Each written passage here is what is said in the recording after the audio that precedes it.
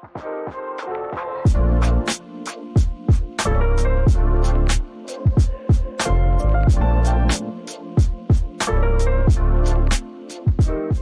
happy to do it. This is part of our Work Smarter series we're doing at Northeast Iowa Community College.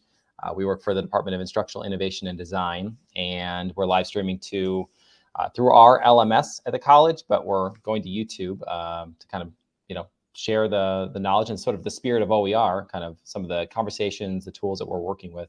So we'll kind of do these periodically, and they'll kind of just pop up within our LMS, but they're going to be live out on the internet. Today's topic that we're kind of discuss, Shannon and I have actually, we're both instructional designers, and we've been chatting online and offline about using artificial intelligence within the student writing process. And I think we've got sort of different sets of ideas. We're both instructors at this college as well, and we have sort of different ideas for how we're doing that, how we're encouraging that or discouraging that, when we thought it might be useful to kind of have that discussion, make it a little bit public.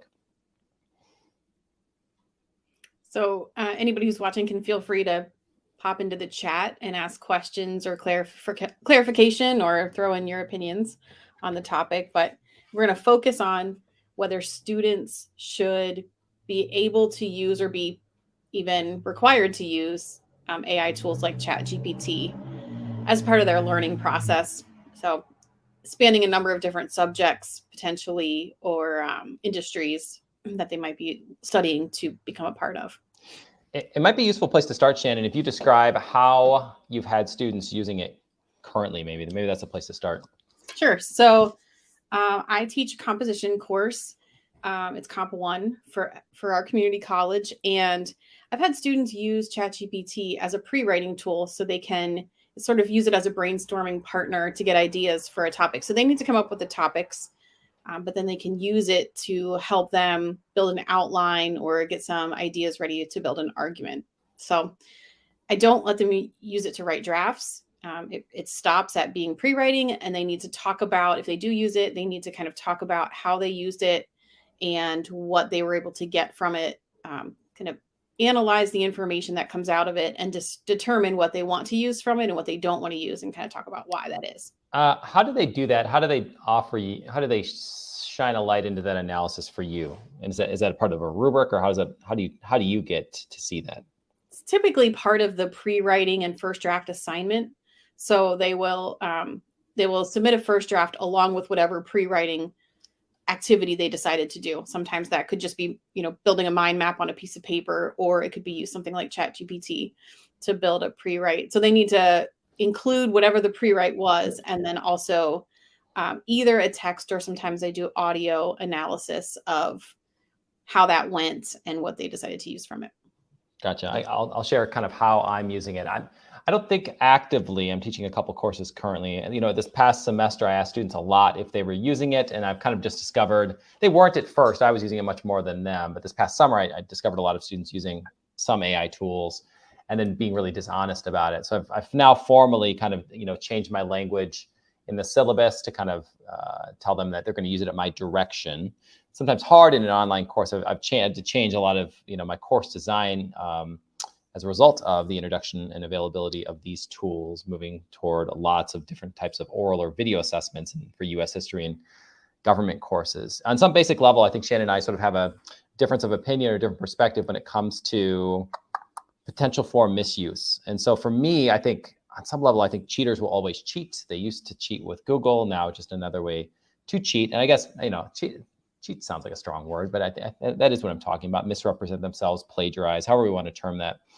For me, I never want to just say, well, students are going to choose whether they learn or not, and I don't have any control over that. I think I have a real important responsibility to help them to talk about these tools, to introduce these tools, make them aware of these tools, and then most importantly, guide them toward responsible use of these tools. And so Shannon and I were kind of talking about writing a first draft, and I had mentioned that was kind of the spark of this conversation, that I probably plan to use an AI tool like ChatGPT for that pre-writing, or even to some extent like in the first draft. You refer to pre-writing, Shannon, but that's not like a word in my vocabulary, and maybe that was the difference. What I call the first draft, I kind of tried to describe as an outline or something like that. But I think pre-writing is actually a good way to put it. And so hyper aware of the risks. I think you've used the word crutch, that one could become reliant on it in that context. I think its potential for good, or its potential to be this universal free access tutor with this infinite amount of knowledge or access to this knowledge, is incredible. And so I think, for the time being, I'm really going to err on the side of, I'm going to trust you and try to guide your use of it, and I'm not going to try to police it. Yeah. What are your comments? What are your thoughts? Well, the example you talked about when we were writing is a little bit different because we didn't need to learn anything from that writing experience, right? We needed to produce something for our jobs, which is different from a student who's sitting in a course who needs to learn how to write or analyze or defend an argument or something like that. So I think there's a big distinction there. Sure. So it's a totally different conversation to talk about how and when we should use it professionally than how and when students should use it. But I think there are also different conversations based on what students are learning. If you're in an English course and you need to do some sort of math for some reason, using a calculator is fine, right? But if you're in a math course and you need to demonstrate that you know how that math problem is solved, then you need to work it out on paper. And so there's a big difference there in terms of what you're actually trying to get students to walk away from your course being able to do. I gave you an example earlier of, and I'll stick with the students, of someone working with a tutor where a new concept or an analogy comes out from the tutor and the student incorporates it into their paper. So there is, I think currently, when someone's working with a peer tutor or a professional tutor, it's a real gray area regarding authorship to some extent. Like, it's not so, I would make the case, and I've worked as a tutor in the past, that it's not always such a bright line between, did the idea originate with me or did it come from elsewhere, and where it's acceptable to incorporate ideas from elsewhere. So I would always, I think, utilizing these tools, I would probably be permissive of students incorporating ideas that come from outside them, as long as they're actually incorporating it, not just into their paper, but up here. And you made the case earlier that a lot of students, or I think both of us did, that a lot of students will want to not do that. They'll only want to just submit the assignment and only think about the assignment that's due.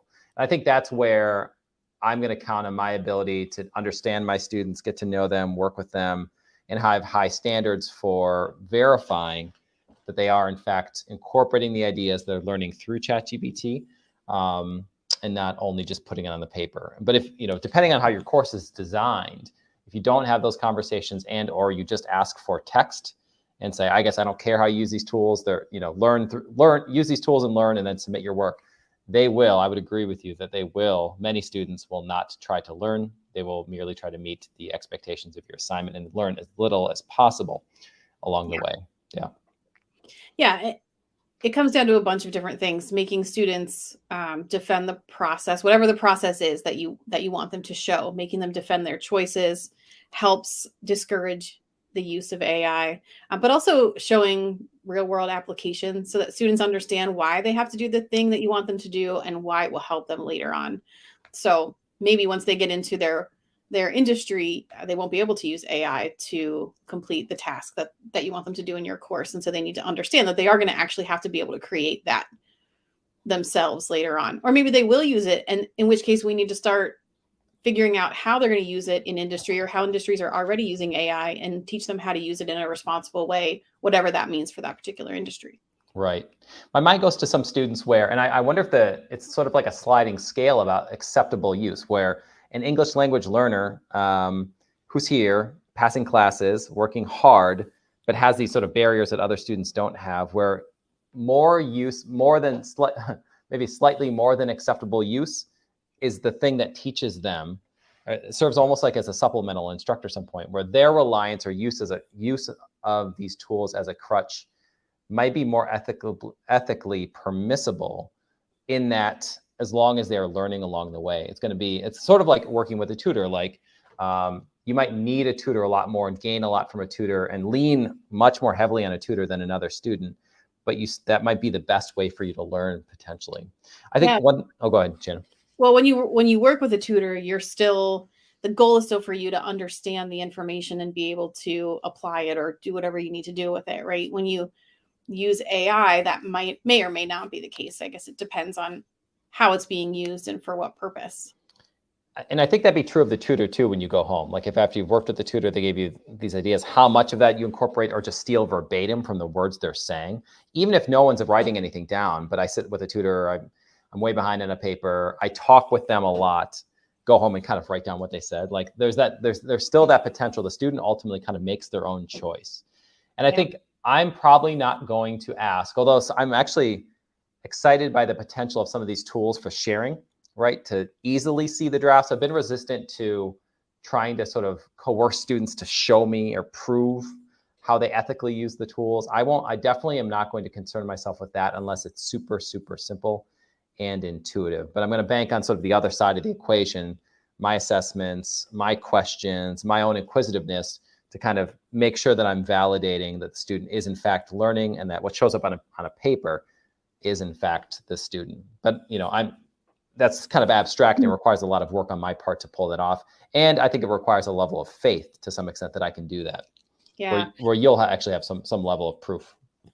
It seems like it all kind of boils down to critical thinking, teaching students, one, how to think critically, but two, why they need to, why it's important, and what it will do for them later on. It's kind of like there's an analogy or like a parenting tip where whatever you're telling your child, you're redirecting, it all comes down to listening, right? Instead of having them remember why they need to do all of these other things, it kind of all comes back to you need to listen. So maybe this is sort of like that, where it all comes down to you need to think critically. And you can't do that if you're just grabbing something from an AI and using it with no thought, with no analysis and without interacting with it at all. And you also can't do that if your teacher says don't use AI and you do it anyway because they have no way to actually enforce it, where the teacher feels like they're doing something or effective, or if it's possible for you to sort of make a facsimile of a responsible first draft that actually comes from the AI and you pass it off as your own work. So no matter how many sort of like security checks we put along the way, a person who's willing or just you can work very hard to not learn. And some students will work very hard to not learn, right? Right. And not just with AI, but, in general. With Google, yeah. Will work really hard they'll spend a lot of time getting around learning when they could just be using that time. Right. To learn. And so it all comes back to figuring out what makes students motivated to be there and to be successful and trying to kind of push those narratives, I think. And I would say too, not assuming what they bring at the first day of class is who they are, right? That they are teachable throughout the class, and that if someone a student uses these tools, that's an incredible learning opportunity. And that moment should be seized in the same way that it was 20 years ago. I always make that comparison to the introduction of Google search. Like everyone who plagiarized sort of purposefully, including myself probably when I was a freshman in college to some extent, anyone who had a conversation or found themselves on the other side of the ethical dilemma or saw its potential to save them time in making that sort of trade-off. I'm so glad to reflect back on how many conversations I had about the ethics of writing as a brand new student. I think both of us would agree how incumbent upon us it is to have these conversations with students and be coaching them kind of along the way.